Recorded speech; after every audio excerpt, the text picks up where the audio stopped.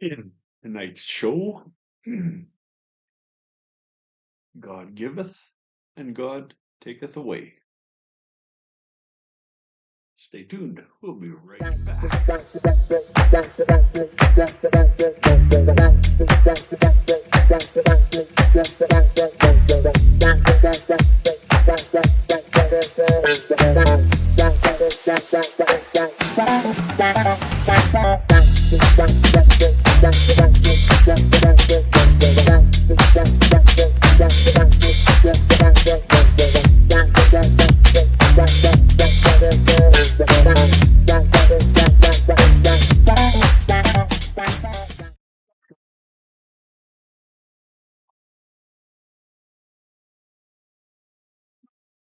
Today was day 2 of my gazebo building.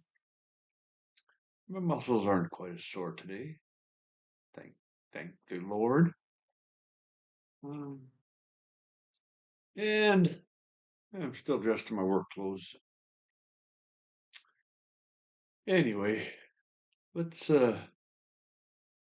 see what the Lord giveth and taketh away. We are in Joshua chapter 24. Finally, I brought you into the land of the Amorites on the east side of the Jordan. They fought against you, but I destroyed them before you. I gave you victory over them, and you took possession of their land. Then Balak, son of Zippor, king of the Moab, started a war against Israel. He summoned Balaam, son of Beor, to curse you, but I would not listen to him. Instead, I made Balaam bless you, and so I rescued you from Balak. When you crossed the Jordan River and came to Jericho, the men of Jericho fought against you, as did the Amorites, the Perizzites, the Canaanites, the Hittites, the Girgashites, the Hivites, and the Jebusites. But I gave you victory over them, and I sent terror ahead of you to drive out the 2 kings of the Amorites. It was not your swords or bows that brought you victory. I gave you land you had not worked on, and I gave you towns you did not build, the towns where you are now living. I gave you vineyards and olive groves for food, though you did not plant them.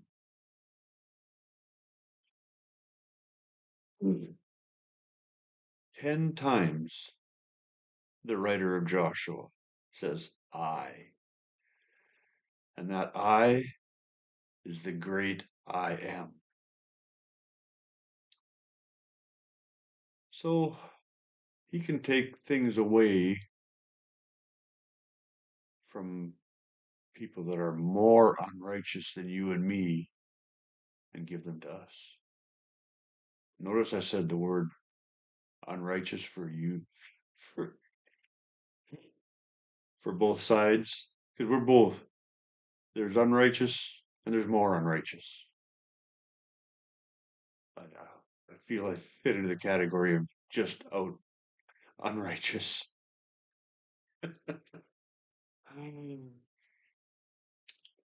But there it is. What do I take from that?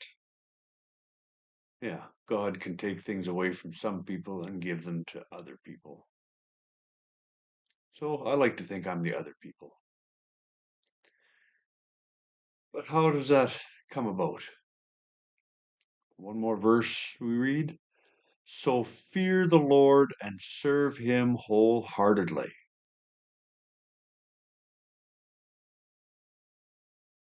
Fearing the Lord.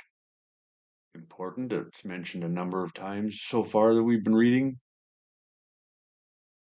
Oftentimes Christ is portrayed as this gentle looking person in a white robe, with the lamb in his arms. And he is that, but he is also the most fiercest warrior you can possibly imagine. Strikes terror into shepherds, men who watch their flock and keep guard over them from lions and tigers and bears.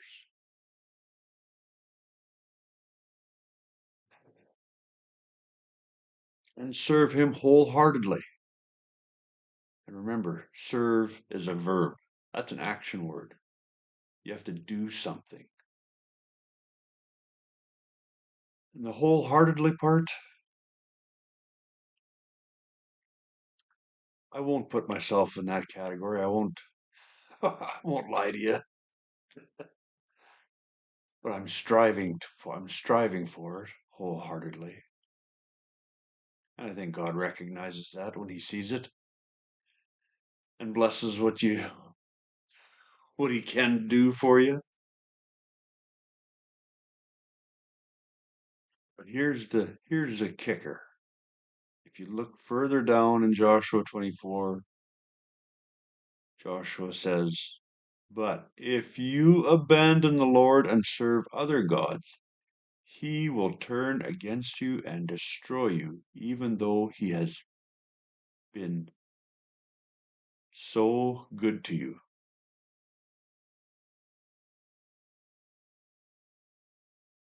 That I find quite interesting.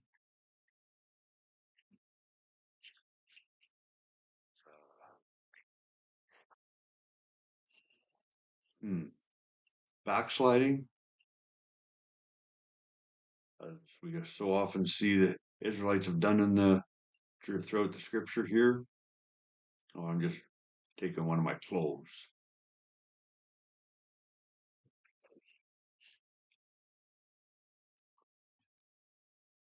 Every time the Israelites would backslide, it would cost them. I've seen that happen in my life. And I've also seen what happens when I'm not backsliding. Good things happen.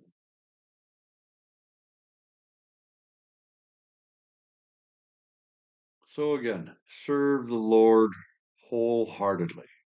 Do something. Yeah. I'm gonna leave it right there.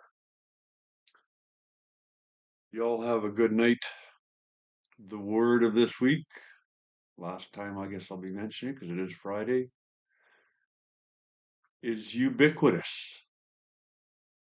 Y'all have a great night. God willing, we'll see you tomorrow.